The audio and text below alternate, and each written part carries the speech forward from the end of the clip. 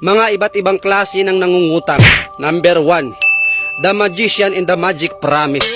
Yung ang hilig mag-promise sa'yo pag nangungutang, pero pagdating ng singilan, ayun na, lumalabas na yung tunay na kapangyarihan. Nagma-magic na siya, bigla lang nawawala, hindi mo na matagpuan kung nasaan na nagsuot-suot na kasiutan. Pangalawa, the humble face.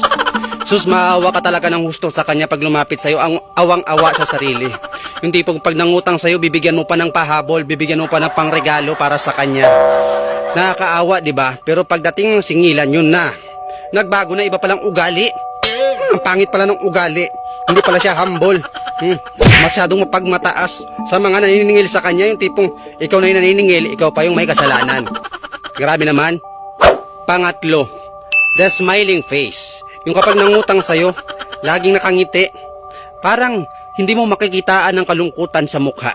Komportable baga. Pero kapag siningil mo na, yun na.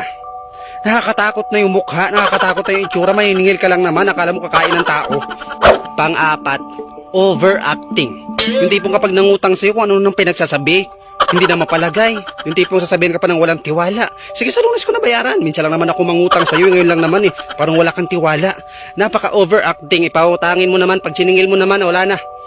Sus, yun na ba? Hindi mo na makita kung saan nagpupunta. Pang-lima, sinungaling. Mangungutang sa'yo, kunyari na hospital yung kung sino-sinong mga kamag-anak, mga kapuhan, mga kapatiran. Yun pala, kung saan-saan lang gagamitin yung pera. Gagantyuhin ka, pag pinautang mo, nalalayasan ka na. Ang sarap ng ugali. Ang sarap lagain, ipainom sa kanya yung ugali niya para maramdaman niya rin kung gaano kasama. Diba? Imagine yun, napakabastos, diba? Pang-anim, magagalitin, ito na. Kapag lumapit sa'yo at hindi mo pinautang, yari ka. Sira na yung buong pangkabuhayan mo sa kanya, pati buong pagkatao mo. Magagalit na sa'yo habang buhay, sisirain ka na sa iba't ibang klase ng mga tao na sa paligid niya. Kawawa kapag hindi mo pinautang. Magagalitin. Mangungutang lang naman, kung wala kang pera, kasalanan mo ba? Parang kasalanan mo pa na wala kang pera nung nangutang siya, sasabihin niya sa'yo, napakadamot mo. Grabe yung ugali. Diba? Ito na yung pinakahuli, manluloko. Yung tipong kapag nangutang sa'yo, akala mo kung ano na talaga yung nangyayari sa buhay niya. Kung ano na sasabihin para mapautang mo, kung ano-ano namang ginagawang dahilan. Pero kapag siningil mo na, ang dami ng mga sinasabing kasinungalingan. Paasa nang wala sa lugar, sobra pa sa ex mo na pinaasa ka ng kahit tagal-tagal yun sa kanya magpakailanman. Talagang hindi ka na mababayaran magpakailanman.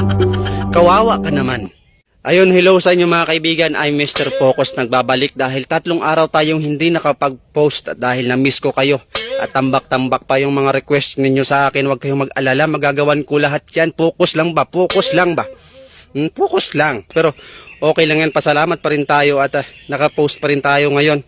And shout out sa inyong lahat. And shout out sa mga comment ko na nire-report nyo. Okay lang yan. Ang importante, magsaya tayo. Shout out sa inyo at sana magawan ko pa lahat ng mga request ninyo.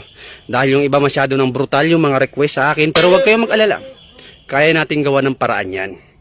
Chillax lang. Relax lang. Shout out Luzon, Visayas, Mindanao. At nakikiramay ako dyan sa mga nasalanta ng bagyo. Dyan sa Iloilo, sa Negros, sa Leyte. Lalo na sa Leyte. Diyos. Mag-ingat po kayo dyan mga kaibigan. Sa bayan ng aking ama yan, Leyte. Mag-ingat po kayong lahat dyan. Sa lahat ng mga Cebuano, mga Ilonggo, mga Bisaya.